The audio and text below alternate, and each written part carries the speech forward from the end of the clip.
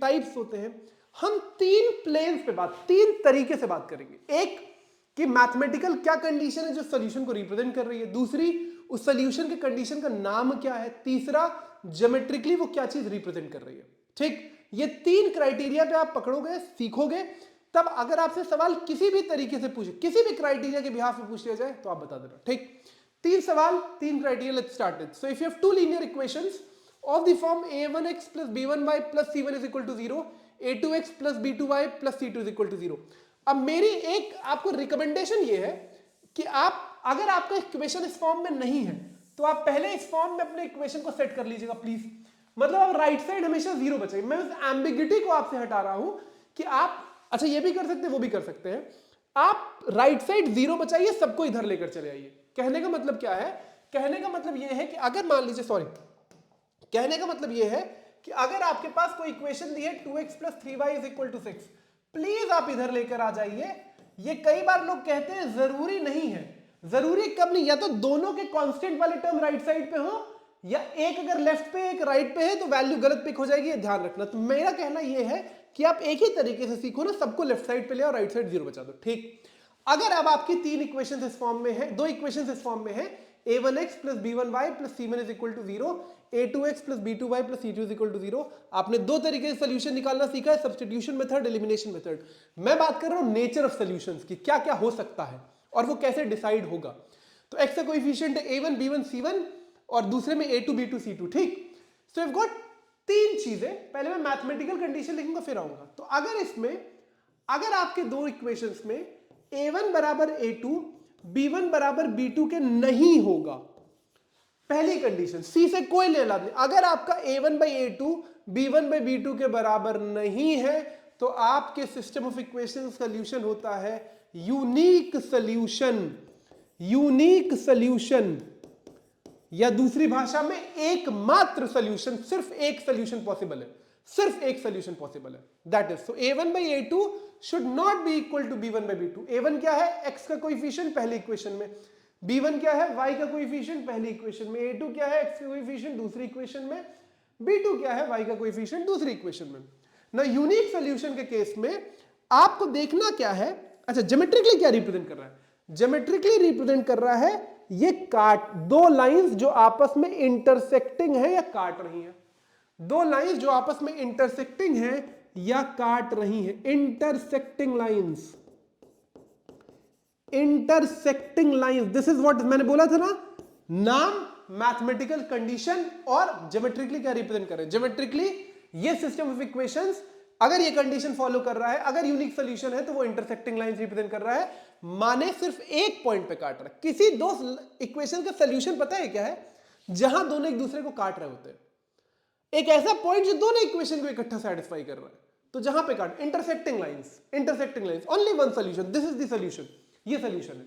ठीक, दूसरी कंडीशन, अगर आपका a1 by a2 b1 by b2 के बराबर हो लेकिन c1 by c2 के बराबर ना हो, a1 by a2 b1 by b2 के बराबर हो but not equal to c1 by c2, then we are said that our system has no solution। No solution माने कोई सॉल्यूशन पॉसिबल नहीं, आप नहीं निकाल सकते, कहीं नहीं काटेंगे एक दूसरे को। जब कोई दो लाइन नहीं काटती है एक दूसरे को कहीं, तो वो कैसी होंगी, पैरेलल लाइंस। ज्योमेट्रिकली ये क्या रिप्रेजेंट कर रहे हैं, दो लाइन जो पैरेलल है एक दूसरे के, पैरेलल है एक दूसरे के, तो ज्योमेट्रिकली ये कंडीशन पैरेलल लाइंस को रिप्रेजेंट कर रहा है।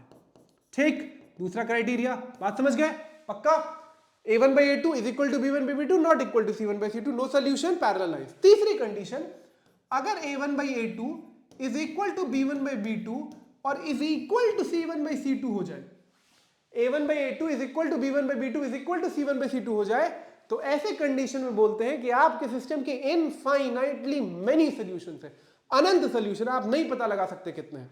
ठीक, बहुत सारे हैं, infinitely many solutions, many solutions, infinitely many solutions। Geometrically क्या रिप्रेजेंट कर रहे हैं भैया, अगर इनफाइनाइटली मेनी सॉल्यूशन मतलब हर पॉइंट दोनों लाइन को इकट्ठा सेटिस्फाई कर रहा है, मतलब ये लाइन रिप्रेजेंट करती है कोइंसिडेंट लाइन। कोइंसिडेंट लाइन, दो लाइनें जो आपस में ओवरलैप कर रही है, कोइंसिडेंट लाइंस, कोइंसिडेंट लाइंस और ओवरलैपिंग लाइंस। ठीक, so three criterias, a1 by a2 not equal to b1 by b2, no unique solution, intersecting lines. a1 by a2 is equal to b1 by b2 not equal to c1 by c2, no solution, parallel lines. a1 by a2 is equal to b1 by b2 is equal to c1 by c2, infinitely many solution, coincident lines. Let's get to the problems. और ये तीन criteria पे तीन सवाल समझते हैं कैसे solve होता है, आइए देखा जाए। Find the values of k so that the pair of equations x plus 2y is equal to 5 and 3x plus ky plus 15 is equal to 0 has unique solution। यही मैं कह रहा था, एक में राइट साइड पे एक में लेफ्ट साइड पे, तो इकट्ठा एक ही तरीके की बना लो। So let the equations be system x plus 2y is equal to 5 दिया है, तो क्या मैं -5 is equal to 0 लिख दूं पहली इक्वेशन को? कोई दिक्कत जी नहीं, पक्का पक्का। दूसरी इक्वेशन को 3x plus ky plus 15 already दी हुई है, इज इक्वल टू 0, कोई दिक्कत ना। a1 b1 c1 और a2 b2 c2 की वैल्यू पिक करें, a1 की वैल्यू 1, b1 की वैल्यू 2, c1 की वैल्यू -5, गलती मत करना, along with the sign, a1 की वैल्यू 1, b1 की वैल्यू 2, c1 की वैल्यू -5, a2 की वैल्यू 3, b2 की वैल्यू k, c2 की वैल्यू +15। अब आपसे क्या पूछ रहा है? The system of equations should have a unique solution. Unique solution के लिए कंडीशन क्या थी? यूनिक सॉल्यूशन के लिए कंडीशन क्या थी बच्चों? a1 by a2 should not equal to b1 by b2।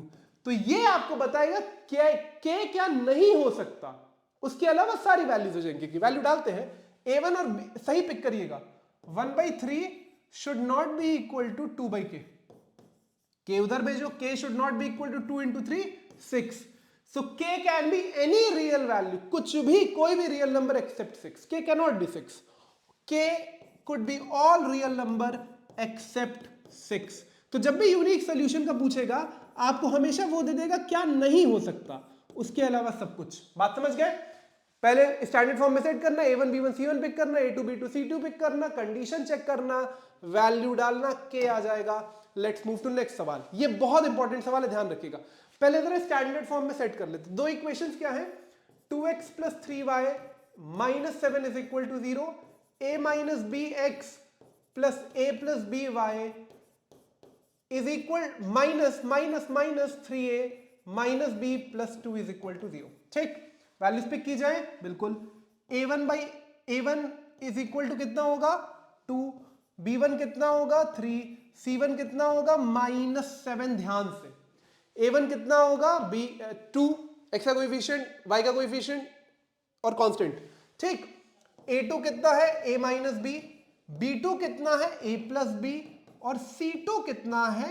-3a minus b plus 2। कोई दिक्कत? पक्का? कोई दिक्कत? पक्का। अब आइए यहां एक बहुत स्पेसिफिक बात आपको बता रहा हूं, बहुत इंपॉर्टेंट बात।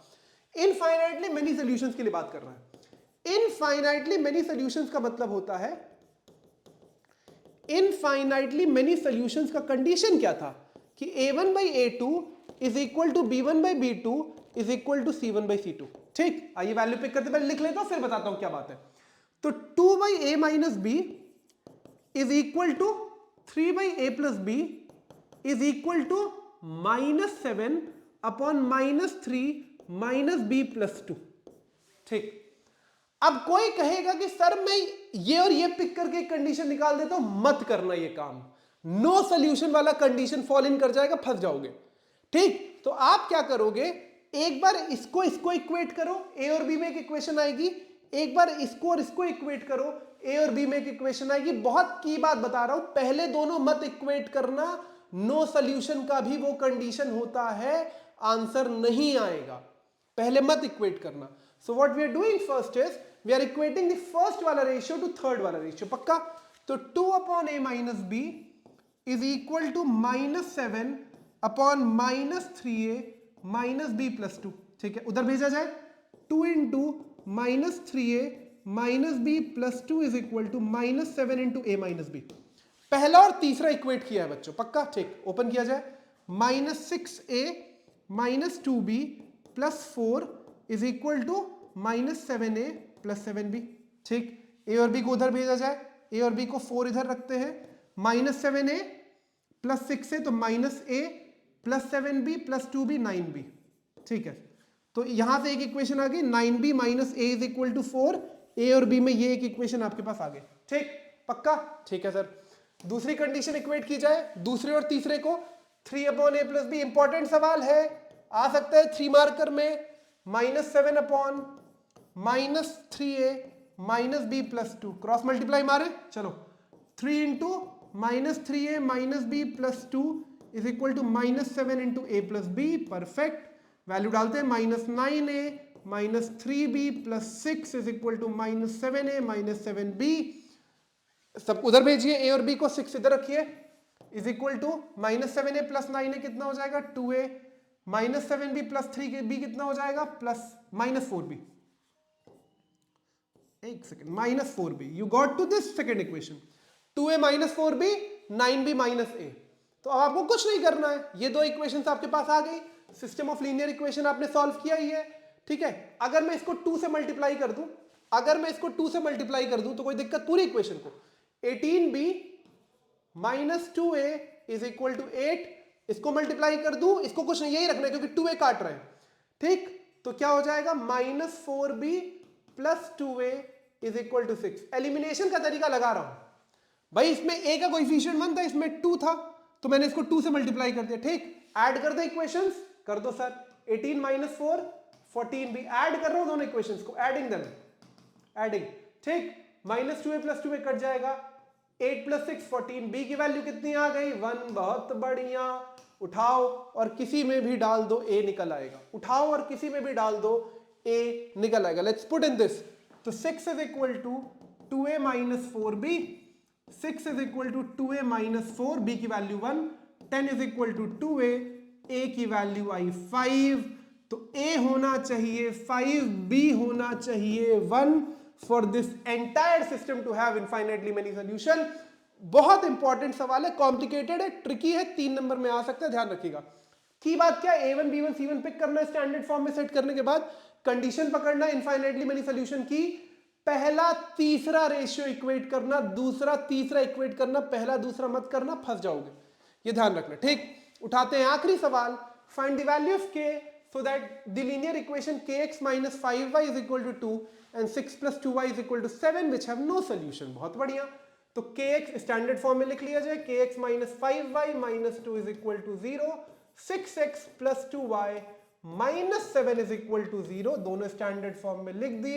उठाओ a1 b1 c1 की वैल्यू, a1 है k, b1 है -5, ये -5 है, समझ जाएगा। ठीक ठीक, c1 है -2, a2 b2 c2 उठाओ, a2 की वैल्यू है 6, b2 की वैल्यू है 2, c2 की वैल्यू है -7। नो सॉल्यूशन का कंडीशन क्या है?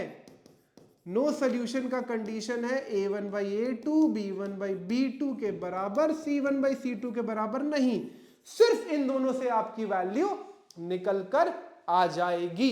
a1 by a2 कितना है, k upon 6 is equal to b1 by b2 कितना है -5 अपॉन 2, k की वैल्यू क्या होगी -5 इंटू 6 अपॉन 2, काट दो, k हो जाएगा -15। So the system of equations to have in no solution k should be -15। तीसरी पे जाने की जरूरत है नहीं। This was a very good problem जो पीछे हम लोगों ने किया है, ये एक बहुत अच्छा सवाल है, ध्यान रखिएगा। ठीक, ध्यान रखिएगा वो बात जो बताई है बार बार, ये और ये चार्ट तो रट लीजिए, सबसे इंपॉर्टेंट है। That is all for this quick revision, a big thank you. ठीक, ऐसे क्विकर्स हम आपके लिए लेकर आते रहेंगे ताकि आपको कम टाइम में पूरे कॉन्सेप्ट का नॉलेज मिल जाए। Beat science beat maths will be up with it. ठीक, वन शॉट्स तो आपके पास लगातार आ रहे हैं, वो स्पेशल सीरीज बोर्ड्स के लिए आएगी, वो सब कुछ ऑनलाइन है, आप बस पढ़ते रहिए।